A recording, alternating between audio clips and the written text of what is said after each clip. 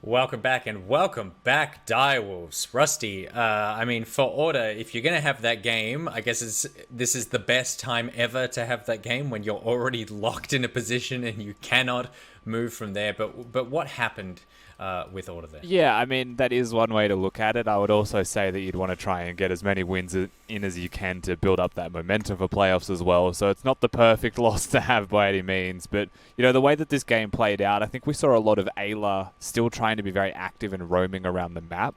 That was matched. Anytime that he tried to roam, Decoy was kind of equalizing that, and they were able to trade most of the time through that control.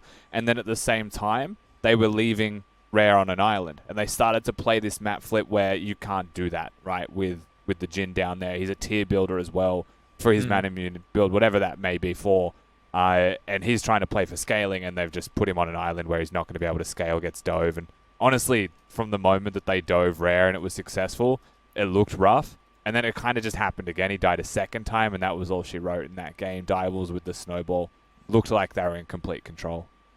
Yeah, I don't know whether Order were actually looking to split the map. Generally what Order do is they look to group mid lane, get priority, and then move back to defender side lane. And it just looked like Rare kept dying before they were actually able to move back to him.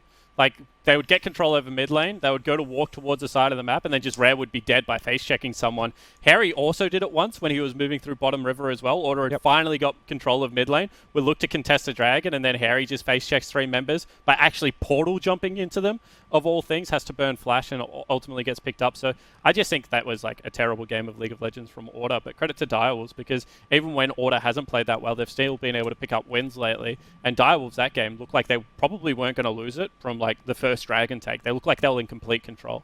Yeah, and that's great for Direwolves as well, right? This victory locks them in playoffs no matter what at this stage. There's nothing that AV can do to really upset that one. And I think what's amazing about this as well is they've actually put themselves in a position where they could challenge for 4th place still today. I believe. Get side selection, which would be absolutely massive, because do they have another game to be played? They have one more against the Chiefs. So if they beat Chiefs, they're definitely 4th, surely.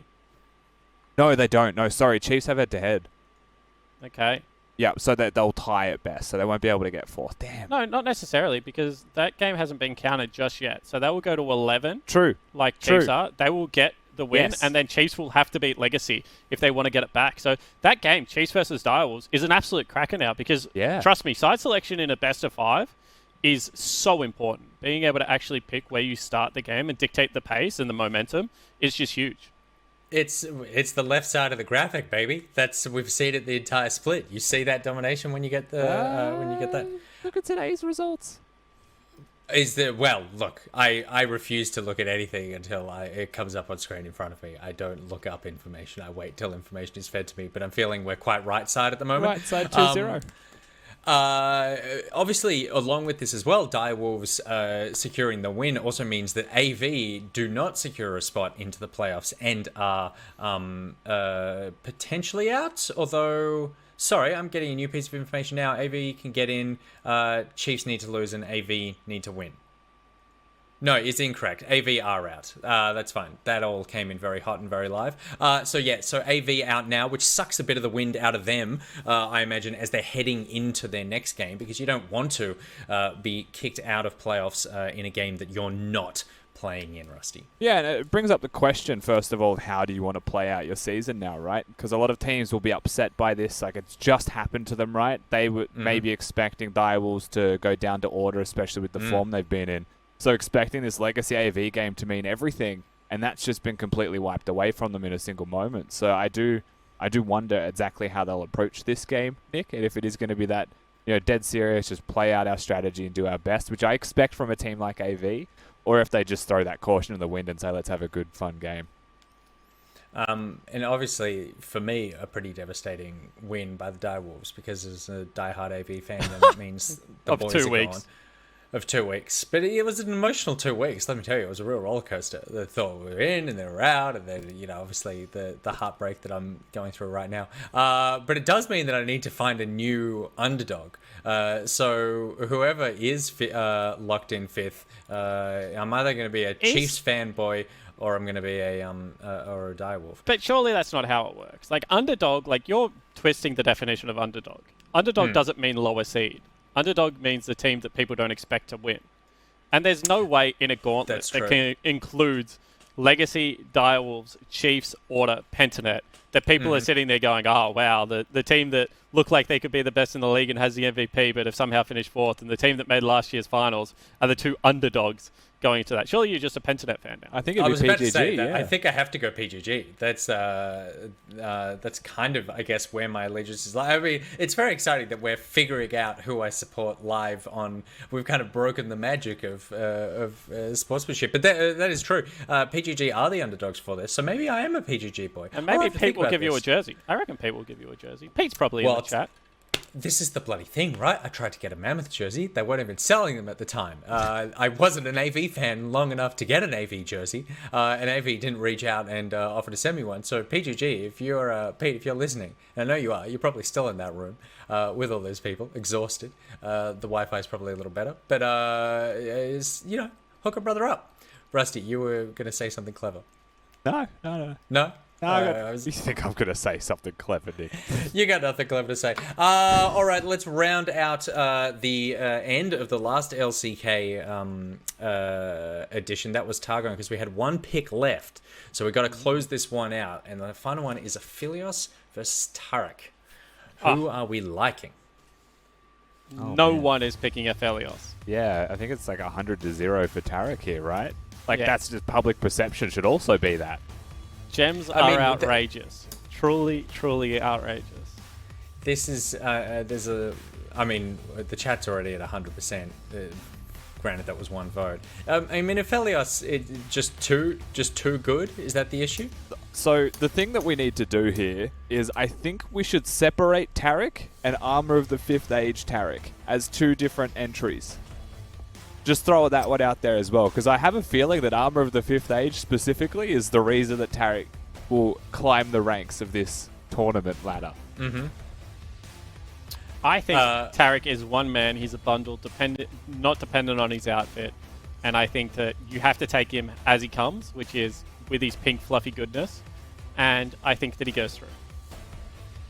Well, Tarek, 75% of the vote from the chat, so we can't go against the people, and the hatred for Aphelios continues here, even here in the OPL, so goodbye Aphelios. Tarek gets it, so in your Targon edition, it is Leona, Pantheon, Aurelion Sol, and Tarek as the winners, and I did see in chat right now, Knee Basher says, why a jersey, Nick? We all know you really want a cardigan, and that's true. So if there's a PGG cardigan, I will definitely take it. Spawn, as a GM Order, and, we have to admit, Order, part of the whole brand is the look.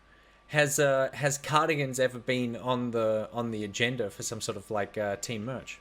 Unfortunately, if you look at the two people that designed the merch, the tattooed louts of myself and Inve, I don't think either of us are big cardigan wearers. We're a little bit more into our streetwear culture, so I think that definitely not going to be on the books anytime soon.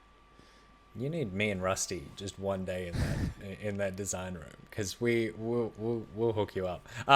So if any teams are making cardigans, please send it in. Free promotion. I'll absolutely wear that on broadcast, unless someone tells me I'm not allowed to, or I'll be fired, in which case you will never see that thing on stream. A reminder as well that we are going to be doing the Nick Bag later on, so please send in your Nick Bag questions. There is a Google form in the chat right now that you can click on. We're opening up to everything and everything. We've done some themed weeks. They've been a lot of fun, but we just want your questions and to also get a bit of a stockpile as we head into a pretty big couple of weeks coming up. We are supposed to go to the final LCK for the weekend and all the regions, but we might save that for the next one, because I feel like time-wise we're probably running a bit close. So let's jump ahead and start looking at Legacy versus AV. Spawn, as Rusty alluded to, you would hope that AV come out and are able to sort of close this one out, and they're playing PUG later on in the evening with a level of, well, this is what we've got left and let's put everything out there. Do you think that's what we're going to see? Yeah, potentially. Look, I'm just going to say play the champion that you're known for. This is what I like to do in big games like this, because it'll maybe invigorate you when you're, as Rusty said, it's going to be fresh. They're going to know that they're knocked out. They would have been amped up for this one. They'll go through the trough. Just lock in your big champion. Like, I mean, when you saw Paprise go over to Korea and absolutely dominate the solo queue over there, he was like one tricking Camille and like reworked Fiora and these kinds of champions. So I want to see a big carry in the top lane out of Paprise. I want to see Chaz play something that he's known for as well, maybe a Talia or a Syndra in the mid lane, and then get Kunkrab on the weirdest champion possible. He's like, got a lot. Let him play Sona Taric or something, because that will just make Gunkrab's day, and then he might be able to carry for you. You know, the thing is with this game as well, like the way that I would attack this is if I was AV and I was going to go out against Legacy and Pensanet.gg, what better way to go out and really stamp yourself on the OPL than by beating them? Like, even if you don't make playoffs, you then go into the off-season, you get to say, look at us. Like, look at what we can do if we really put our heads together and have our best game. And unlike Mammoth, who I would like to see the core of that team actually stick together, I think there is enough experience in Avant that if this year hasn't worked, you genuinely need to blow it up and start again. Because they're kind of all journeymans, right? They're not brand new to the team. Paprise has had multiple teams. You know, when you have a look at someone like Gunkrab, a couple of teams, Chaz has been around a little bit now as well. Really, the only person you can say is brand new is Lisa, and I think that he is good enough to be able to hold on to. So, you know what? Like, as a GM of an organization that's been through this before, sometimes you send the guys out there with a little bit of directives as well. Like, it's not nice, but you're honestly playing for your spot on the team. Like, go out there, show me something. Like, earn another contract. Because, yeah, as I said, I don't see, like, a reason to run back all 5 members of this team. And I think that, you know, Chaz in particular has been a standout. I think Lisa's been good, but I think there's 3 people out there that really need to go out and have a pretty damn good final 2 games to be able to justify their spot on the roster.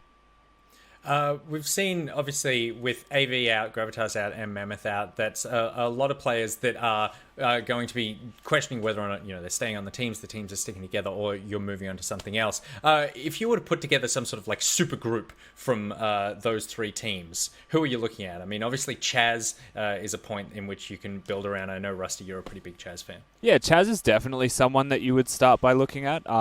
What he has shown us, not just this split, but this year, has been a lot of promising things. I definitely like Chaz and what he's able to bring to the team. We mentioned Gunkrab and the things that he can play. One of the other potential brand players there is also Violet.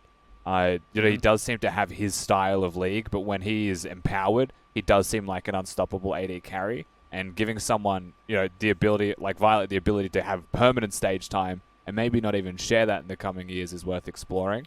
I would pick Mboma over both of them. Are you saying, like, do we get to pick out of all 3? You get to pick out of all 3 teams. Yeah, yep. Yeah, I think I would go with Mboma, to be honest. I think Mboma's had a really great split.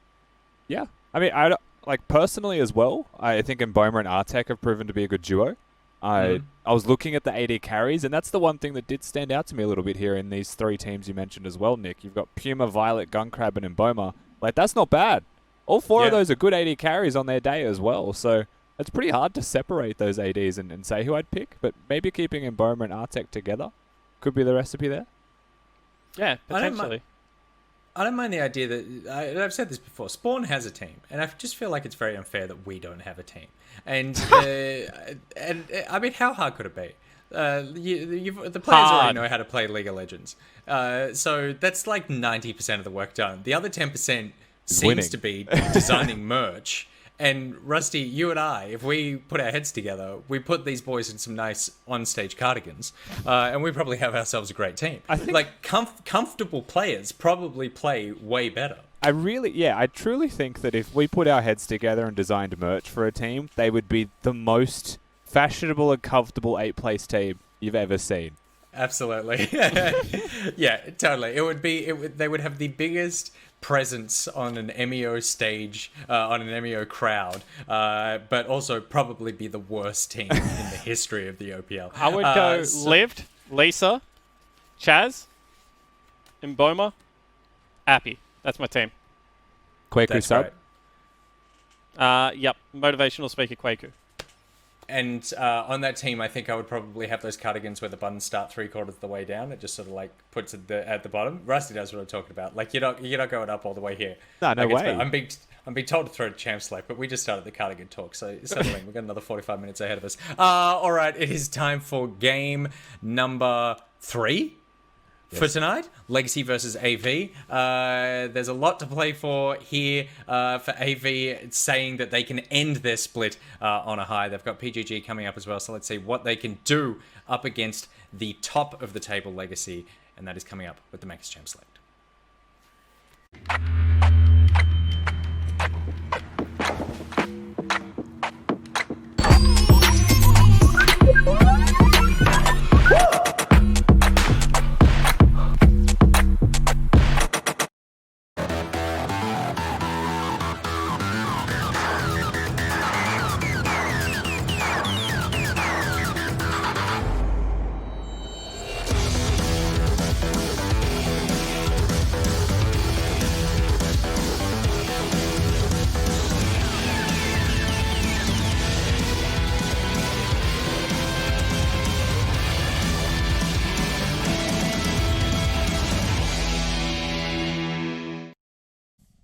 And here we go for our third game of the night. Reigning champions and current first place team in Legacy will be taking on an Avant gaming roster that we're hoping, just hoping, that Direwolves wouldn't find that victory here today. It doesn't change too much, apart from the fact they won't be able to make playoffs, because no doubt they are still looking to deliver the goods and showcase what they're all about. Look, like, I realized, as I said at this one, I realized it does change a lot, doesn't it?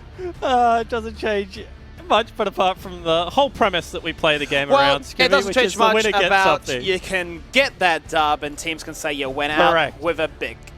Yeah, as I said, like, I mean, I'm a very competitive person, as you can probably tell, and I would take this as a personal challenge if I was Avant Gaming, because Legacy lock first with Tally, and they immediately sub Halo back in. And I would expect Halo to play both games today if I'm a Legacy fan, because they need to see him tested against, good caliber opponents, and they've got Avant now, and then they've got the Chiefs in the last game.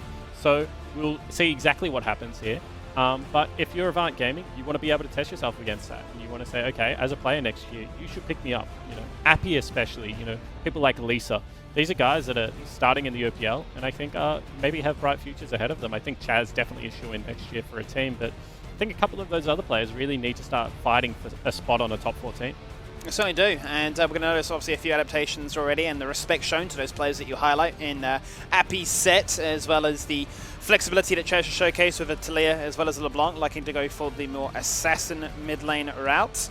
The jungle Nunu that we saw Lisa known for, it was banned away ever since it was showcased in solo queue, but Legacy today going to say, look, we're not going to ban away the OPs. You can have that, but we're going to take Caitlyn. Yeah, very interesting, especially given the fact that it is going to be partnered with a Misfortune on the other side. I think Caitlyn wins that lane, historically, so I'm very curious as to what Gunkrab has in store. Renekton beats Camille as well, so very good top lane matchup there for Top Earn. And they've stolen away the Galio. Oh, don't you love to see it? Camille Galio, such a powerful combination, Skimmy. Yeah. But Galio also great into Camille. It's not often spoken about. But I think that's a really great pickup. It's funny because the other day, Galio was banned when it was Halo playing. I was thinking they're banning away Tally's champions, but no. Halo's going to showcase that, look, I can do what Tally can do, and I can do what I can do as well. And, the response is going to be Cassidy. Cassidy is very interesting because this is a winning lane for Cassidy. However, there is a Renekton on the other team. And if Halo can play top lane at all, like if this was Tally on the lineup, Skimmy, I'd be saying Renekton is going mid 100%. Like there is just, Top Boom will go mid and he'll just destroy Chaz, because that is unplayable. But I wonder if Halo can go top.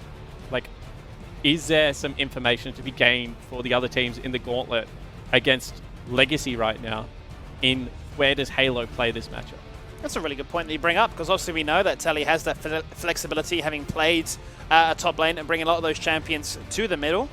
Whether or not Legacy gets to retain that ace up their sleeve, where they can flex not only these two members in the mid lane, but have the freedom to showcase that they have champions that can go into different lanes and ensure that they will not fall victim to any surprise that an opponent can throw their way. Well, the ban's going to be here to follow things up. Legacy going to go for two jungle bans. Still going to leave that Nudo up and available, but Volibear and Trundle will be removed. Yeah, and very interesting that Trundle is the ban away, trying to force him towards the Nunu. Quite interesting there. Is this a bait, do we think? I mean, it could be, but what really beats Nunu Jungle? Nunu Jungle's really annoying. I always talk about my team. I'm trying not to. Spooks as a player, there we go, played a lot of Nunu in the last couple of years because he just felt like if he wanted to like not get counter-picked and just run around in circles, like he was the best champion to play doing that. So I don't think anything really beats it. However, as we see right here, you can play something like a Sejuani that isn't going to get beaten by it as well. Yep, going to be one that's also looking to get all up in there with those snowballs. And well, there is the aggressive nature, especially if you've got a harassment lane, a poke lane at just that. It's going to be a Caitlyn Lux. We've seen it already. We're going to see it here again, played by a Legacy this time around. Ashe. Take Ashe. Yes! Called it. Oh, I'm actually so happy about this. And I actually haven't seen this from Avant, but I just had an inkling, Skimmy. This is going to be support Misfortune. And support cool. Misfortune beats all the mages. So what happens is she runs super fast, and you just drop an E, and if they turn around and try and throw a spell at you, you just run at them with Strut on, and you just go bang, bang, bang, bang, bang, and hit them really, really hard. And the reason I said Ashe is because Ashe beats Caitlyn, historically, and you would force them to run Cleanse. Now, Jhin, still pretty good, because you can make it rain into Captive Audience, or whatever the W's called. Maybe E is Captive Audience. And then you just have a ton of damage to be able to go into the fight. And they also have quite a good wombo combo. I like Avant's draft, to be honest. This is crazy. They definitely had something prepared. They definitely knew they needed a big performance here up against an opponent like Legacy. They've drafted for it. They've thrown us a few curveballs on both ends, quite honestly. As it still stands, obviously for Legacy's end, it's going to be the question of, will Halo go to top lane? Is that an option? Is that information that other teams watching in the playoffs can look to abuse and utilize to their research capacity? And for Avant, how much can they really test this Legacy lineup? Yeah, and I think, you know what, if you were able to go out of a season saying we beat the defending champions and the minor premiers, that is a good news story for the Avant players, especially given the fact that, you know what, towards the latter stages of the split, they did look like they were ramping back up. They had a terrific week one. They went missing for probably 5 weeks, Skimmy, but it looked like they were back, looked like they were ready to make a push into the playoffs. Unfortunately, not going to be the case, but can still go out of the OPL with a bang. Certainly can go out with a bang, and they'll be looking to do that with a bang in the bot lane. Jhin and Misfortune. We don't get to really say that too often as a duo together, but they're going to showcase what they can do to the rise of Caitlyn and the rise of Enchanters looking to buff it up. It's not going to be the Solar Lux. We're still waiting and wondering if we'll get it, but it will be half of that duo. And this seems to be a very annoying response to just whether or not the Misfortune can get off that harassment with that passive like you highlight and get those shots to ensure that Jhin can then lay down his damage to follow up with. I mean, you talk about harassment from afar, they're going to be dealing it both ways. I also, you know what's funny? I was trying not to mention it because like this is really me reaching because I've run out of things to talk about and I was hoping we'd be in games. Yeah. But Egypt was like an insane support Misfortune. And we used to run around in Platinum solo queue where I would play Jhin and he would play MF and he would just hard carry the laning phase. So shout out to Egypt wherever you are because we haven't seen him like in a year. And this one's for you, buddy. This one is for you indeed. I'm so interested to see what this looks like. I've heard the whispers. I've seen a few crazy YouTube videos of people running around in solo queue doing it, but I didn't think I'd see today where it came to a competitive match. So here we go. Game number 3 of the night and our second day here for Super Week to close out a 10-week season of the OPL. Legacy on the left-hand side are rocking the blue and Avant in the reds. They're going to get a few comfort picks. And they're going to see if also they can run this game to level 16 with that Kassadin. And I want to see whether we get the lane swap or whether they just say, you know what, it's fine. We're going to just run the counter pick top where we will win. They get counter pick mid where they can win, and that's absolutely fine. And we're just going to test the scaling. Holy guacamole! No. Okay, they haven't gone for the complete swap. So what you normally do if you want to guarantee lanes on red side is you fight for Pixel Brush, and then you stand at the back of red. They didn't fight for Pixel Brush. Maybe they thought they lost level 1 too much, but they're standing on back of red until the creep waves crash. If Halo pushes really hard, there's going to be one wave of prio here that he's guaranteed to have, but that's just the price you pay for the good lane state that you get as Kassadin. But obviously it was on their mind as well that they needed to ensure that this Renekton went topside. Interesting. Whether or not this is going to be some foreshadowing to what could happen later on. But as it stands to start off this game, we will not get that lane swap. Potentially there is an option that they can use going into playoffs. as it stands here, if they did have that, they are not willing to reveal it here today. Going to be the Cassidin going into the Galio, and we will see that Renekton going into the Camille, and you already mentioned that Renekton is looking to try and shut down this Camille, which, bear in mind, we saw Tapuna play yesterday to rather good effect. Yeah, and the thing is that whilst Renekton does beat Camille, there is still ways for Camille to be able to win this lane. Sejuani adds a lot to fighters. I think when Sejuani became meta in Split 1, we talked about it a heap, but obviously Sejuani's passive allows you to be able to proc stuns off it, and you should be able to get, really great 2v2 trades. However, Nunu is really, really tough to deal with. And you can just see how much damage Appy does.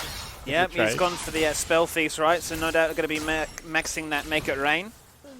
And showering them with bullets to ensure that if they ever try and step up and look for those bindings, not going to be too easy as Tapuna find himself a favourable trade, stack up that Conqueror in the process, and disengage as well, as they both go down to 50%. Yeah, and really interesting that he's running with the Conqueror in this matchup. Obviously thinks the protracted trades are going to suit him. Sometimes when you run hard counters and kill lanes on Renekton, you actually prefer press the attack, because if you dash in, land one auto attack, and then use the empowered W, you get like immediate PTA, and then you're just able to unload the rest of your damage. Second part of your slice, the additional armor penetration, as well as the empowered Q. And this is the scariest stage of the lane as a Camille. When he's sitting there on full fury, off a bounce, with your jungler not on your side of the map, you're about to be doped. Certainly do. You can see that's exactly where Babip is right now, looking to try and take away some of those enemy Krugs, and then pop his head into top lane and say hello, and see what he can find. He's got a blue buff so far, but Lisa is on the hunt, and also has a ton of mobility with that snowball if he chooses to use it. Babip reads that one like a book, actually preemptively flashes, anticipating Paprise to use it. Out comes a delayed stun, but even juking Legacy there as to how long he held onto that one for, as Lisa will turn up. And it will be enough protection to ensure that this Camille will not drop for an early first blood. But he just lost about 10 creeps to the turret. And that's a disaster if you are the Camille. You've no flash now. Your wave is bouncing back towards Tapuna. He's just going to walk the lane. No point teleporting to him. And you're down 10 creeps worth of experience, more than anything else, Skimmy. Very good early game plan from Legacy coming to the forefront here. It certainly is. You need the Renekton to find themselves in a strong lead. Hit level 6 first. Utilise that teleport advantage to good effect. Guarantee yourself a few of these objectives. If that works your way, you could be looking at a bit of a quick game for them. So they've targeted the lane. They want to make sure it stays down and doesn't hit that 2-item, 3-item spike. Now the attention goes back to this bottom lane where the double ADCs are definitely keeping Legacy backed up against this turret. Yeah, and looking to take a very early cheetah recall. I wonder whether they're actually going to be able to get this one off Skimmy, or whether Isles spots it out and stops it.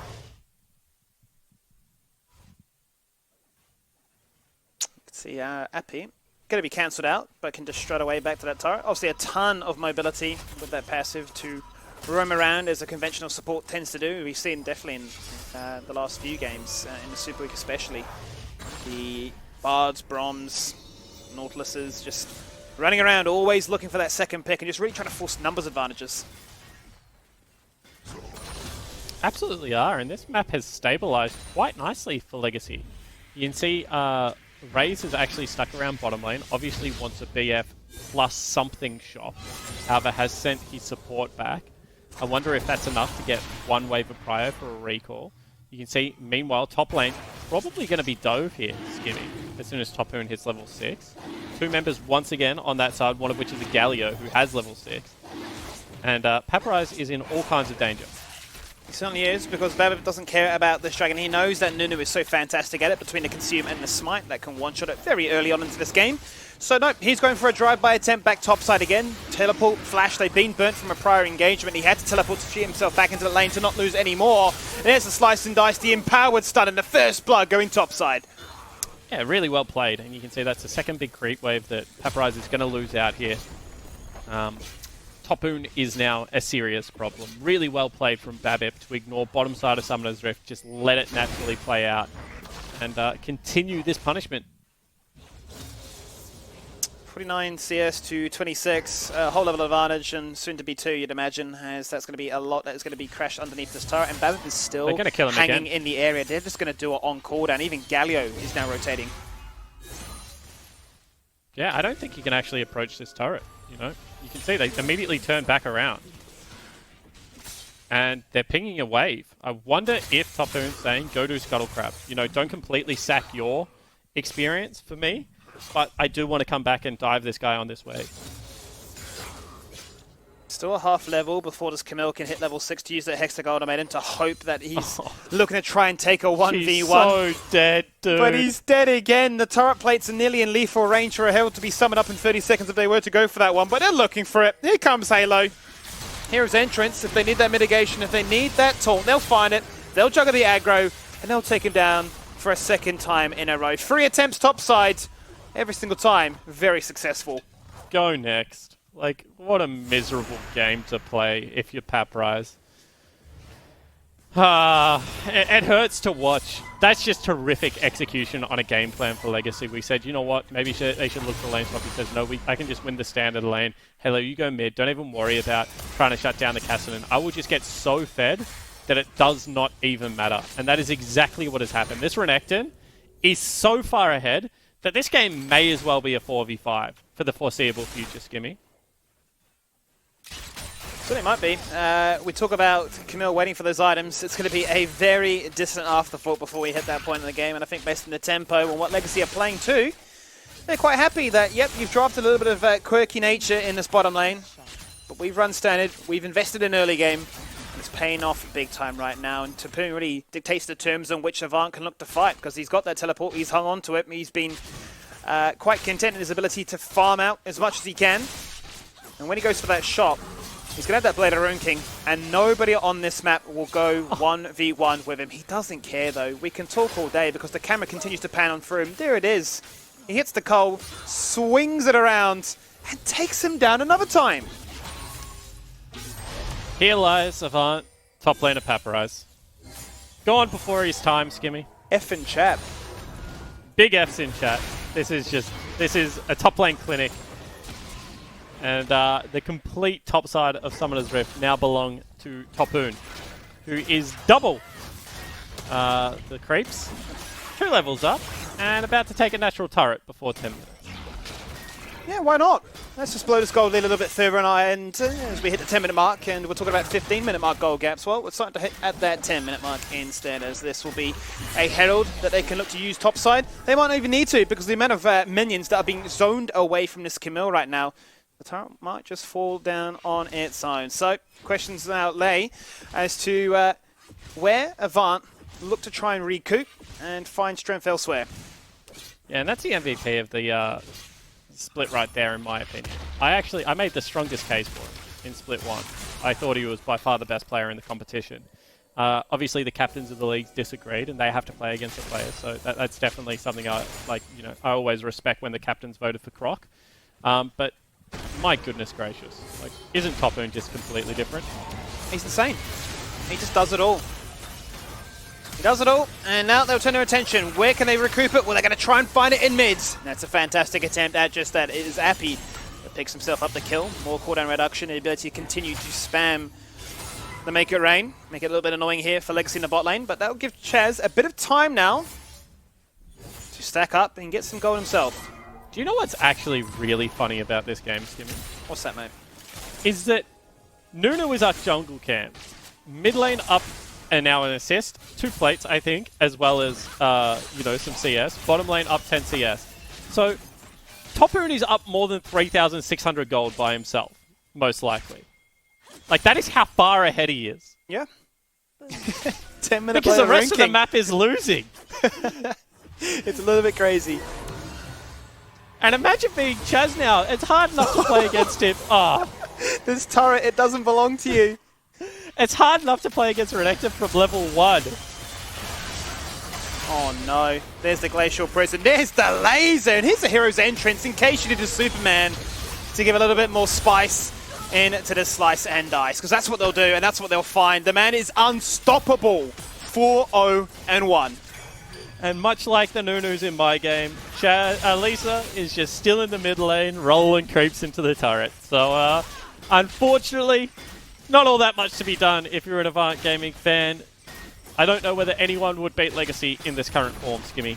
They have been such an impressive team throughout the course of this 2020 I've been huge on my praise for them. I actually think they're one of the most exciting teams to watch from Oceania in a long time.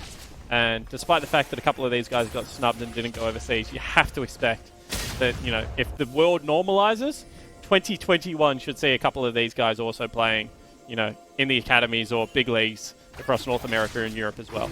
You'd hope to really hope, you know, given how things will look for them, the amount of consistency as well to play at this level for such a long time, to showcase what they can do not only in this region, but to make a big career for themselves and showcase what they can do on the big international stage. That's going to be the second Dragon going the way there for Legacy. Going to be a Cloud Dragon that they pick up, so we are now playing for a Mountain Soul, and sure, it's not an Ocean Soul, sure, it's not an Infernal Soul, but with these beefy members already, Tapoon being the Ray boss that has his 4k gold lead on top of his head, with all that mitigation and stats as well, there really is no way to take him down.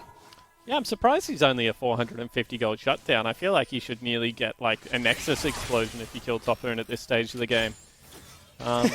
He's 3 levels above his counterpart. He's a full item and a pair of boots 2 above his counterpart. And just absolutely disgusting, to be honest. Just very, very large and in charge.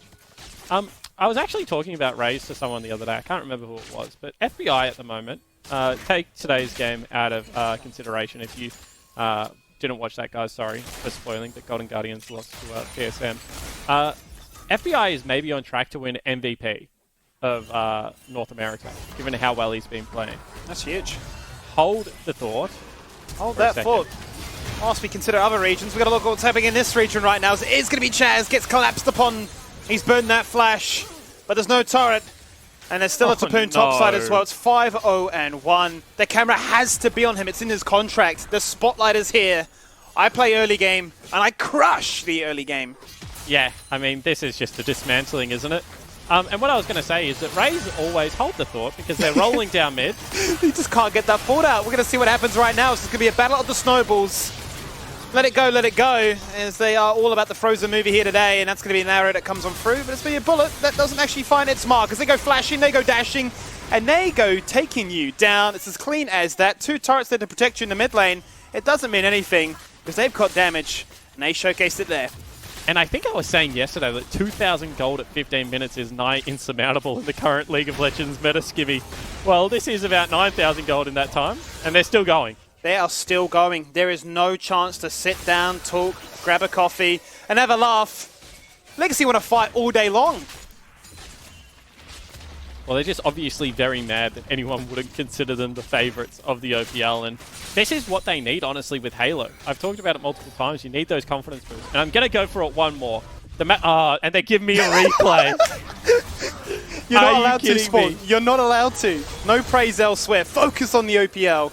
He got one shot. I'm about to praise the OPL.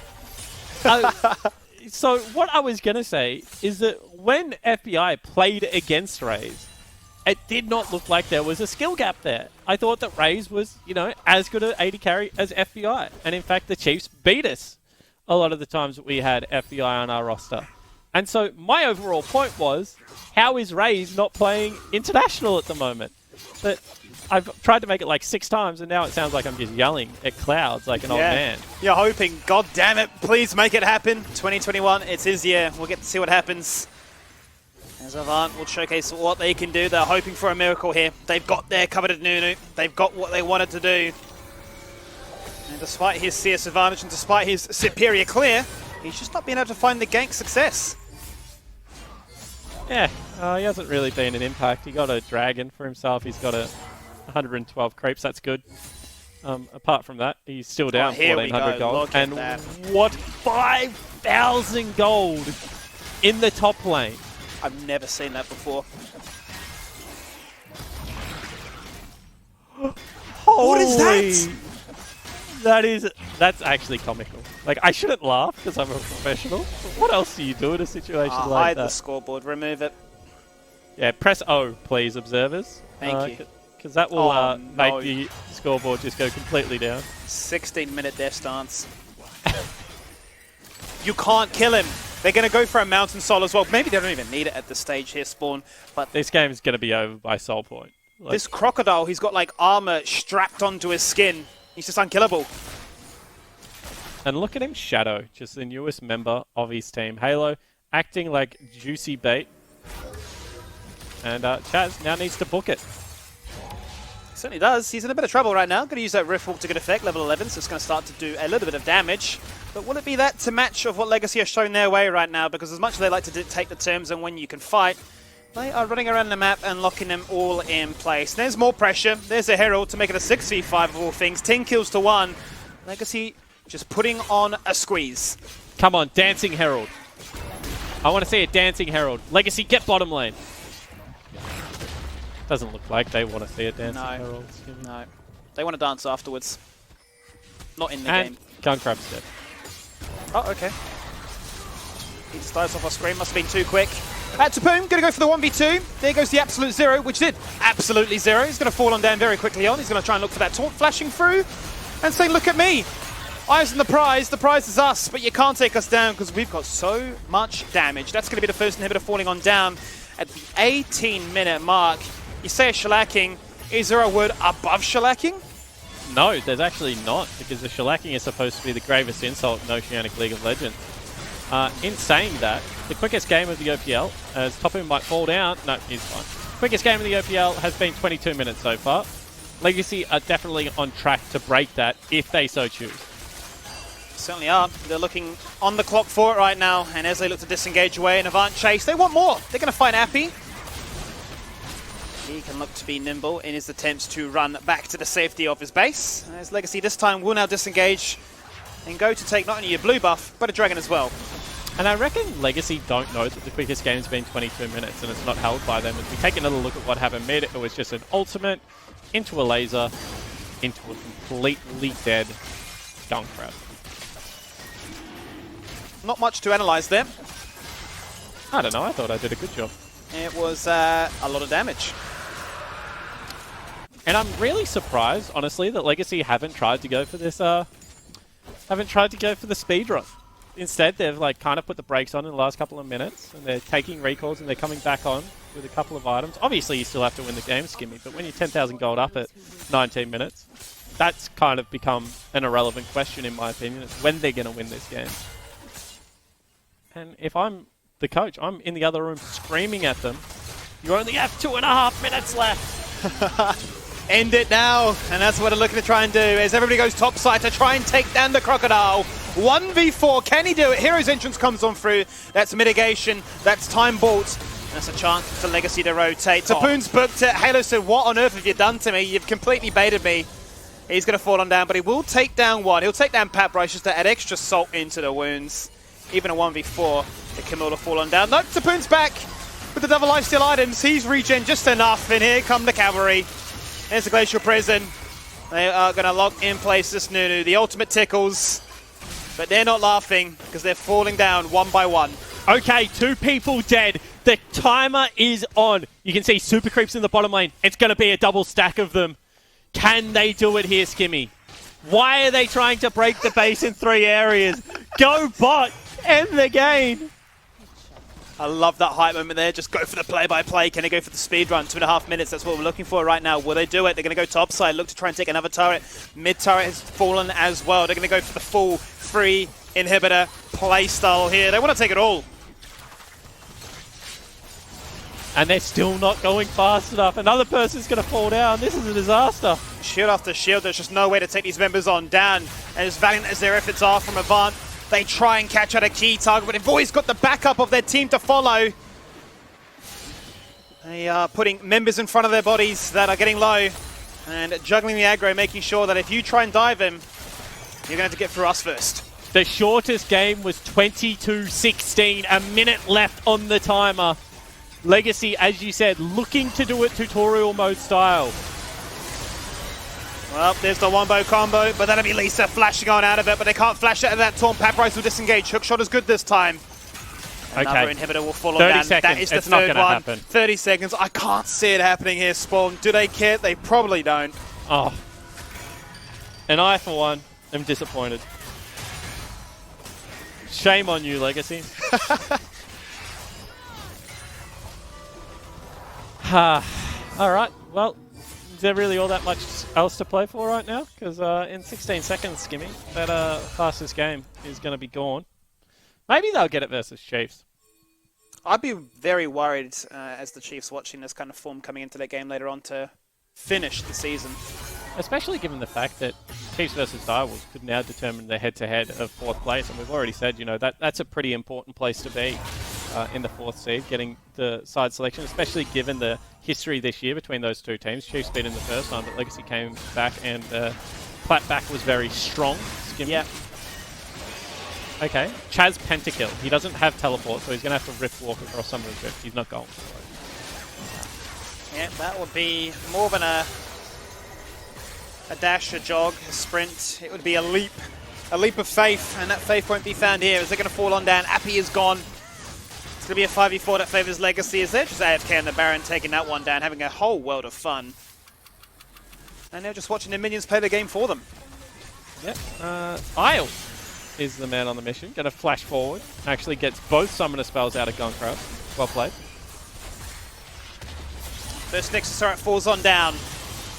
The minions are flooding at the base of Avant. They can't hold off this pressure. 7-0-3 is this Renekton from start to finish. Tapoon has had the MVP performance. He's doing what he can. He's going for the end. Their kills are coming out thick and fast. 1, 2, 3, count with me because they fall on down. Jin will find one.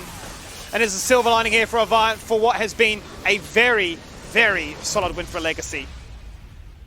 Yeah, well played by Legacy, and that is a very scary lineup. Whether they play with James or James, it seems like the mid lane is being held down quite well right now. Skimmy, lots of great roams that game from Halo towards the top side of Summoner's Rift, and just too much pressure on Paparizer's Camille, so well played. Yeah, James is very OP between the coach, the mid laner, and the mid laner. There was a lot of Jameses in the Legacy organization and are showcasing that they are a force to be reckoned with, but Legacy is a beast you do not want to wrestle with in this current form. We're going to jump to a quick break, and we're going to jump to that matchup that Spawn highlighted. It is going to be the Chiefs taking on the Direwolves.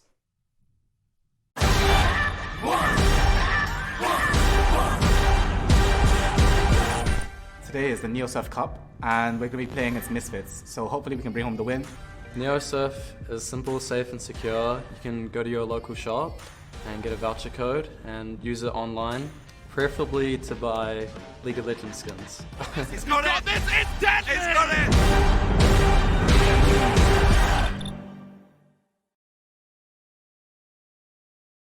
If you're craving the taste of your favourites, head to Macca's for a fast, safe and contactless drive-through experience. For your Macca's run, contact-free, we'll be here.